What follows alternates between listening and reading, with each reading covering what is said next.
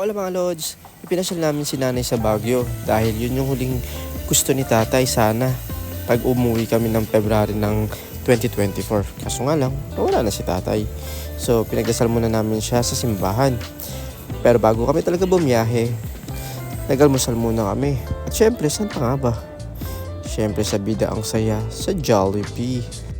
Kasama ko dyan si Carino, si Mamita, si Jack, si Marisa at si Nanay.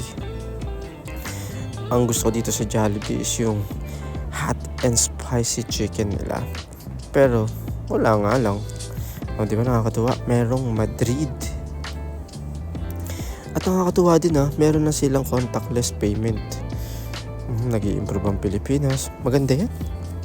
So, yan ang mga in-order namin. Siyempre, kailangan may kargado. Kargado ng pagkain na sa ganun. Hindi kami gutom na aakyat dun sa Baguio. Ito yung pangmalakasang Jolly Hotdog and 2-piece chicken. Dami pala namin in-order dito. Happy Fiesta.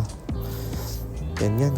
Tumuloy na ulit kami hanggang sa makarating kami sa kalahati ng destination namin. Nag-decide muna kami na mag-coffee break. Siyempre dito sa Starbucks. Gusto ko sana silang tinitreat dito. Lalo si tatay tsaka si nanay. Para naman ma-experience nila yung mga na-experience ko. Siyempre, ganun dapat. Nakakatuwa na papa-experience mo sa mga magulang mo yung mga hindi mo na-experience or hindi nila na-experience noon. Kaya hanggat merong chance at kaya naman, bakit di natin ibigay sa kanila, di ba? So ito na, biyahe na ulit. Malapit na kami dito sa Baguio. Ayan, so dito kami sa Giraffe nag-stay. 2 rooms yung kinuha namin. Isang malaki na family size. Tapos isang room para naman sa amin ni Carino. Napakaganda ng ambience dito. Dahil napakadami ng halaman, orchids, tapos ang ganda pa ng setup dito ng ambience. Kasi feeling ko, kung hindi ako nagkakamali, Italian ang may-ari nito. Kaya ganito yung ambience niya. Ang ganda. European style yung setup. Ang taas ng pine tree na to. Ayun, parang flag to na Italia. At ito, original na flower yan. Giraffe. Pero nagtataka ko, bakit kaya giraffe? Ayan yung view mula sa taas. Available nga lang na view ay na room para sa kanila ay nasa taas talaga. So ayan mga lods, so tignan nyo yung view. Malapit kami sa Botanical Garden. Ayan. So nag-decide kami umakyat sa SM Baguio para naman dito mag-dinner. Ang ganda dito, ang daming ilaw. Tsaka nakaka-amaze na napakaganda talaga ng mall sa Pilipinas. Super effort. Tignan nyo naman, astig.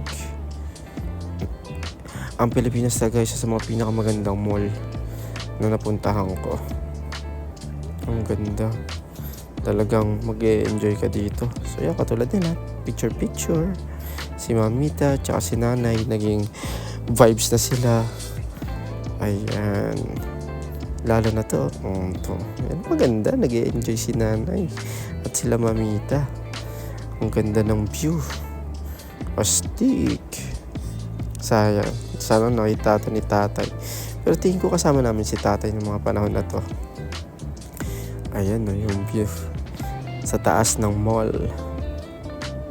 Meron pa nga ditong area ng mga aso Ayun may aso. Meron palaruan yung mga aso. Tapos ang perfect pa ng weather. So nagutom na lahat kaya kumain na. Happy Fiesta uli. The best yung bulalo. Bulalo yung pinaka the best. Lalong-lalo na sa napakalamig na panahon doon sa Baguio. Sarap humigop ng bulalo. Siyempre nag-night market kami kung saan maraming ukay-ukay. Nakabili ako din ng mga damit dito Tapos si nanay, yung kapatid ko, umpisa konti pa lang mga tao hanggang sa lumagsa na talaga. Marami hindi mabibili. Mga bag, sapatos, action figures, karamihan mga damit. Meron pa ako nakita mga second hand original ng mga Gucci na sapatos. Ayun, nakita nyo, napakadaming tao. Mula sa kabilang dulo hanggang sa isang dulo mga lods. Ayan, puno yan, isang buong street. Ayan. Mas dumami pa yan.